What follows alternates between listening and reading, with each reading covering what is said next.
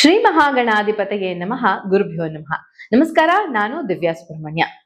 ಬನ್ನಿ, ಕೊನೆಯ ರಾಶಿ ಮೀನ ರಾಶಿ. ಮೀನ ರಾಶಿಯವರಿಗೆ 2026ನೇ ಇಸ್ವಿ ಹೇಗಿರುತ್ತೆ ಅನ್ನೋದನ್ನ ಈ ವಿಡಿಯೋದಲ್ಲಿ ನೋಡೋಣ. ನಾವು ಸಾಕಷ್ಟು ವಿಚಾರಗಳನ್ನ ತಿಳ್ಕೊಳ್ತಾ ಇದ್ವಿ. ಅಂದ್ರೆ ಕೆರಿಯರ್ ಹೇಗಿರುತ್ತೆ, ರಿಲೇಶನ್ಶಿಪ್ ಹೇಗಿರುತ್ತೆ, ಮೇಜರ್ ಸಕ್ಸಸ್ ಏನಾದ್ರೂ ಇದೆಯಾ, ಮತ್ತೆ ಗ್ರಹಣಗಳಿಂದ ಯಾವ ರೀತಿಯ ಪ್ರಭಾವವನ್ನ ಪಡ್ಕೊಳ್ಳೋದಕ್ಕೆ ಸಾಧ್ಯ ಇರುತ್ತೆ, ಹೀಗೆ ತಿಳ್ಕೊಳ್ತಾ ಇದ್ವಿ. ಅದರಲ್ಲಿ ಮುಖ್ಯವಾಗಿ ಮೊದಲನೇದಾಗಿ ಗುರು ತನ್ನ ಸ್ಥಾನವನ್ನ ಯಾವ ಸ್ಥಾನದಲ್ಲಿ ಇರ್ತಾನೆ ಅನ್ನೋದ್ರ ಮೇಲೆ ನಾವು ಪ್ರೆಡಿಕ್ಷನ್ಸ್ ನ ಕೊಡ್ತೀವಿ. ಜಾನ್ವರಿಯಿಂದ ಜೂನ್ ವರೆಗೆ ತುಂಬಾ ಪಾಸಿಟಿವ್ ಆದಂತಹ ಎಫೆಕ್ಟ್ಸ್ ನ ಪಡ್ಕೊಳ್ಳೋದು.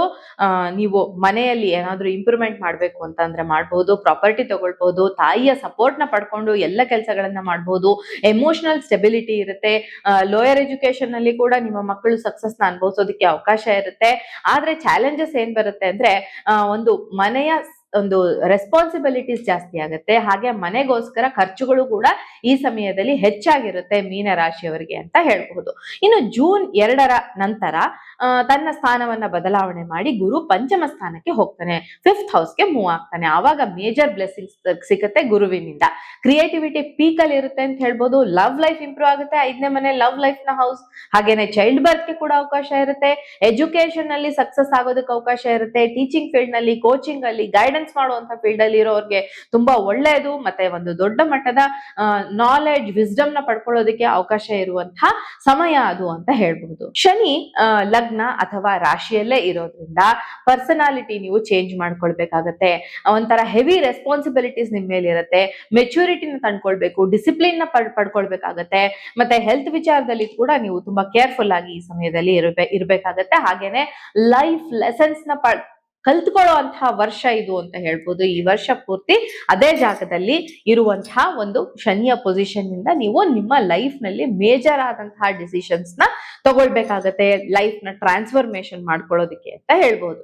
ಇನ್ನು ರಾಹುಕೇತುಗಳು ಜಾನ್ವರಿಯಿಂದ ಡಿಸೆಂಬರ್ 5ರವರೆಗೆ 12ನೇ ಮನೆ ಹಾಗೇನೆ 6ನೇ ಮನೆಯಲ್ಲಿ ಕೇತು ಇರುವಂತದ್ದು.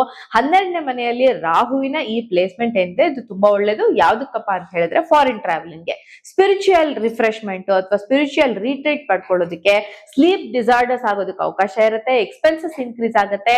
ಹಿಡನ್ ಕರ್ಮ ಆಕ್ಟಿವೇಟ್ ಆಗುತ್ತೆ ಈ ಸಮಯದಲ್ಲಿ ರಾಹುವಿನ 12ನೇ ಮನೆಯ ಒಂದು ಸ್ಥಿತಿಯಿಂದ ಅಂತ.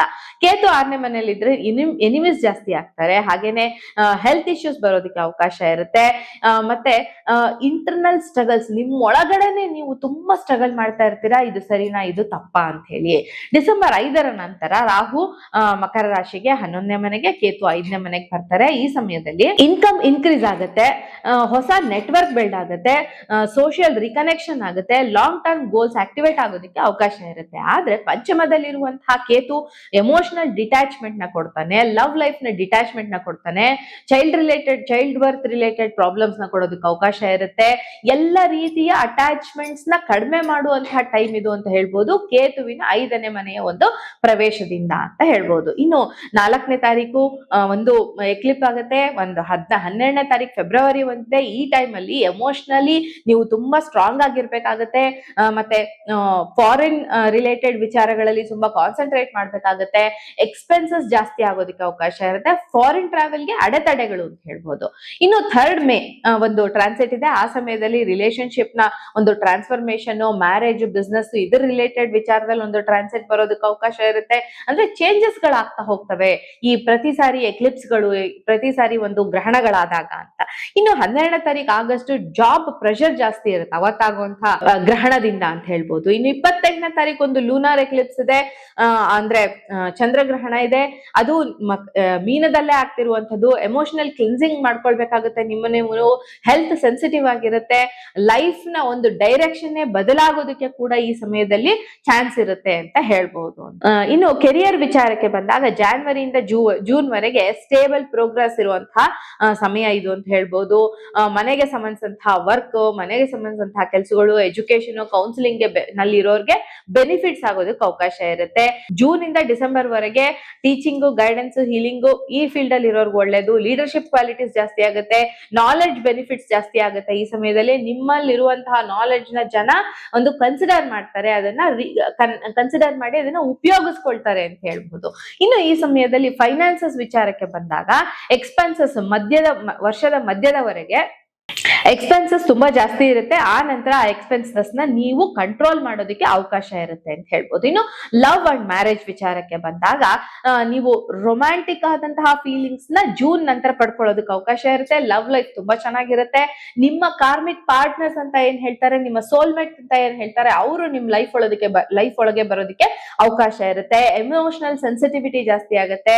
ಹಾಗೇನೆ ಸಾಕಷ್ಟು ಬದಲಾವಣೆಗಳನ್ನ ನೀವು ನಿಮ್ಮ ಪ್ರೀತಿ ಪ್ರೇಮದ ವಿಚಾರದಲ್ಲಿ ಪಡ್ಕೊಳ್ಳೋದಕ್ಕೆ ಅವಕಾಶ ಇರುತ್ತೆ. ಇದು ಮ್ಯಾರೇಜ್ಗೆ ಕೂಡ ಹೋಗೋದಕ್ಕೆ ಅವಕಾಶ ಇರುತ್ತೆ ಅಂತ. ಹೆಲ್ತ್ ವಿಚಾರದಲ್ಲಿ ಎನರ್ಜಿ ಫ್ಲಕ್ಚುಯೇಷನ್ ಆಗ್ತಾ ಇರುತ್ತೆ.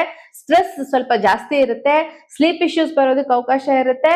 ಡಿಸಿಪ್ಲಿನ್ ನ ಇಂಪ್ರೂವ್ ಮಾಡ್ಕೊಳ್ಳೋದ್ರಿಂದ ಇರುವಂತಹ ಎಲ್ಲ ಸಮಸ್ಯೆಗಳಿಂದ ನೀವು ಹೊರಗಡೆ ಬರೋದಕ್ಕೆ ಅವಕಾಶ ಇರುತ್ತೆ ಅಂತ ಹೇಳ್ಬಹುದು. ಇನ್ನು ಫ್ಯಾಮಿಲಿ ಅಂಡ್ ರೆಸ್ಪಾನ್ಸಿಬಿಲಿಟೀಸ್ ಜಾಸ್ತಿ ಆಗತ್ತೆ.